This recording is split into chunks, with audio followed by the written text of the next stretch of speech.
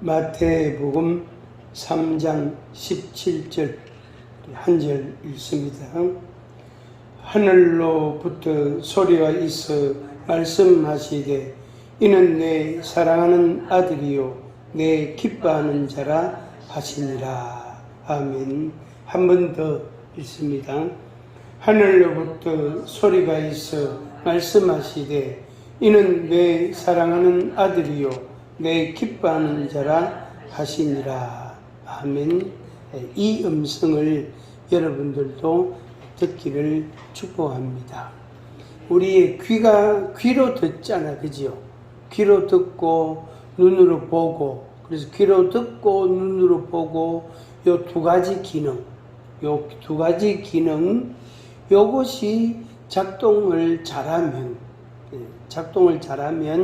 그 사람은 건강도 하지만 몸도 건강하지만 생각도 또 건강하게 됩니다. 근데 눈으로 보고도 귀로 듣고도 말을 이제 자기 마음에 집어넣어 가지고 자기 생각이라는 영역에다가 집어넣어서 말을 이제 그 사실을 이제 한 두 바퀴를 돌린단 말이에요. 그 생각을 자꾸 한단 말이에요. 생각을 좀 두 번 하고 나면은 입으로 나올 때에는 이제 들었던 말, 본 그대로 안 나오고 반드시 거기에는 각색이라는 게 합니다. 색깔을 입힌단 말이에요. 색깔을 입히고 말을 만들고 그렇게 해서 나옵니다. 그러면 이제 거짓말이 될 수도 있고, 그럼 100% 거짓말도 될 수 있고, 양심불량도 될 수가 있고, 자기 양심을 속이는 그런 사람도 될 수가 있습니다. 이 마태복음 3장 17절 말씀, 이 말씀은 하나님께서 예수님에게, 독생자 예수님에게 관하여 하신 말씀이에요. 그러니까 예수님 자신만, 그러니까 독생자 예수님만 들으라. 내가 이렇게 생각하고 있으니까, 내가 이렇게 인정하니까 요 말을 믿으라. 그런 수준이 아니고, 그런 정도가 아니고, 물론 그거는 당연한 것이고, 그 소리를 듣는 주변에 있는 모든 사람들에게도 그 소리를 다 듣게 했습니다. 그래서 그러니까 당사자 예수님도 들으시고 주변에 있는 사람들도 들었단 말이에요. 그러니까 우리들은 주변에 있는 사람들이에요. 주변에 있는 사람들, 동시에 또 다른 의미를 부여하면은 로마서 8장에서 볼 수 있는 죄 사함을 받은, 그러니까 하나님을 믿음으로 죄 사함을 받은, 예수 그리스도의 십자가의 공로로 죄 사함을 받고 하나님의 자녀가 된 사람, 그 사람을 하나님께서 양자의 영을 부어줘 가지고 양자로 삼았단 말이에요. 그래서 예수님은 독생자 외아들이시고 우리는 양자들입니다. 법적으로 상속권을 가지고 있는 양자들이에요. 우리가. 그래서 예수 그리스도를 믿는 모든 믿는 자들은 다 양자의 신분을 가지게 해요. 그래서 아들의 반열에, 그러니까 종인데 아들의 반열에 올려진 거예요. 요셉의 두 아들이 야곱이, 그러니까 할아버지가 이 손자 둘을 어디에다가 아들의 반열에다가 올렸어요. 그렇게 해서 12지파가 만들어진 거예요. 레위 지파는 빠지고, 그렇게 해서 12지파가 12이라는 그 완전수, 숫자가 딱 채워지는 그런 성경의 원리를 우리가 보게 됩니다.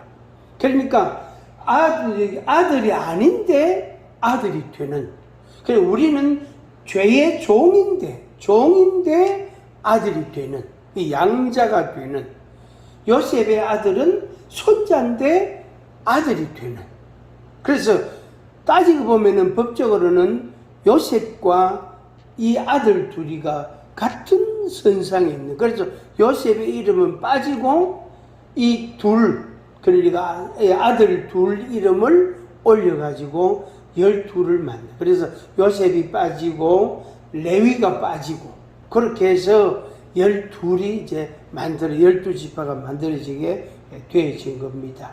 오늘 우리는 한편으로는 하나님의 음성을 간접적으로 들은 사람이고, 다른 한편으로는 우리가 양자가 돼가지고 동일한 이 말씀을 듣는 그런 상대방, 그러니까 당사자가 되어진 거예요. 그냥 하나님께서 우리에게 내 사랑하는 아들이다, 내 기뻐하는 자다, 그렇게 우리를 부르시는 거예요. 이게 이제 엄청난 혜택이고 은혜고 엄청난 특권이 되는 겁니다. 특권이. 그래서 소위 말하는 그 레벨이 다르다, 수준이 다르단 말이에요. 수준이. 앞서 말씀드린 것처럼 종이었는데 아들이 된 거예요. 그런 경우는 진짜 없거든요. 진짜 드물어요. 종이 아무리 머리가 좋고 명철하고 일을 잘하고 능력 있고 똑똑하고 그래도 주인이 종으로 일을 시키지 어떻게 아들로 올려주지 않습니다. 그거는 정말로 드문 일이에요.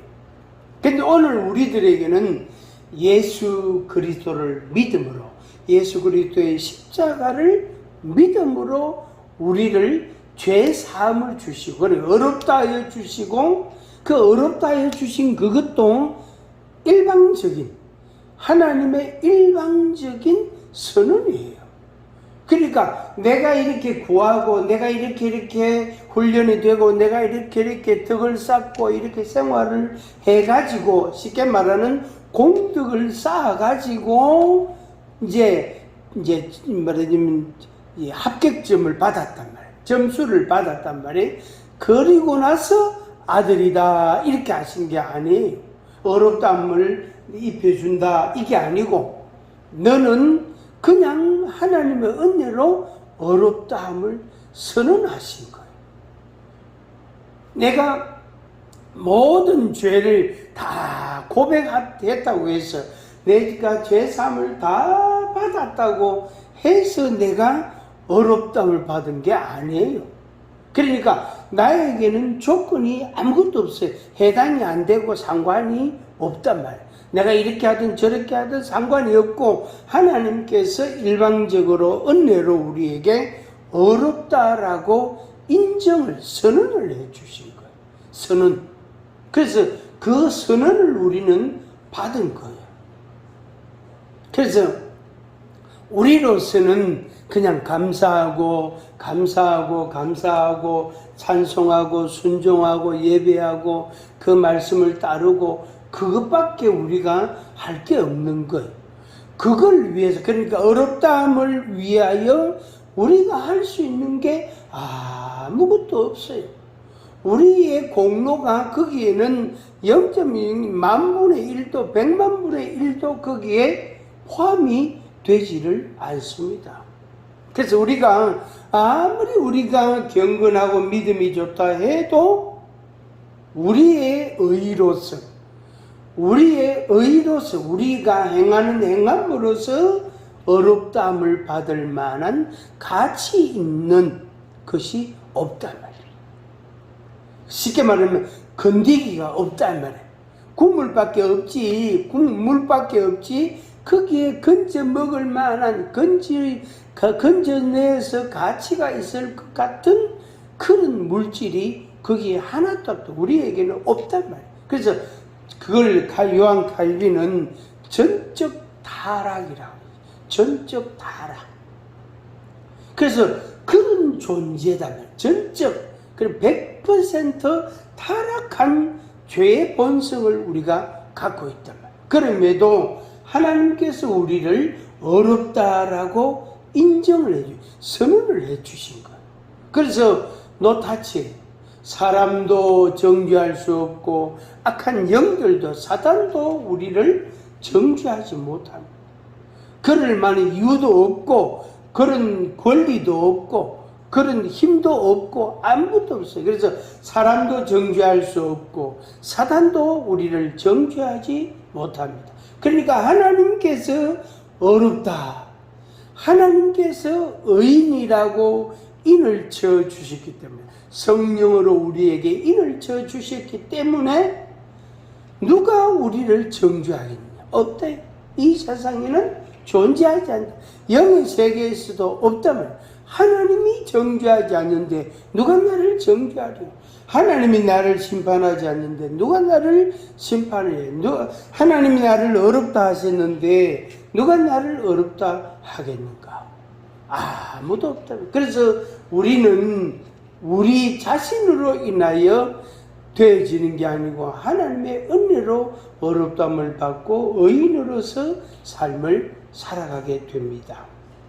그런데 예수님께 대하여 우리 하나님께서 내 사랑하는 아들이다 이렇게 불렀단 말이에요. 내 기뻐하는 자라 이렇게 부르셨단 말이에요. 근데 우리에게도 하나님께서 내 아들이다, 내 기뻐하는 자다 이렇게 부르시는 것. 근데 우리가 어떤 공덕을 쌓아서 어떤 노력을 해서 내가 어떤 수고를 해가지고 어떤 자격을 취득해서 그래서 어떤 권리를 내가 획득해가지고 그 다음에 하나님이 내보고 너는 내 아들이다. 네가 그렇게 했으니까 너는 내 아들이다. 네가 이렇게 사니까 내가 너로 인하여 기뻐한다. 이런 게 아니다. 예수님께는 물론이거니와 오늘 우리들에게도 그런 것입니다. 그래서 하나님께서 나에게 내 사랑하는 아들, 내 기뻐하는 자, 우리의 존재를 의미합니다. 우리의 존재, 뭐라고요?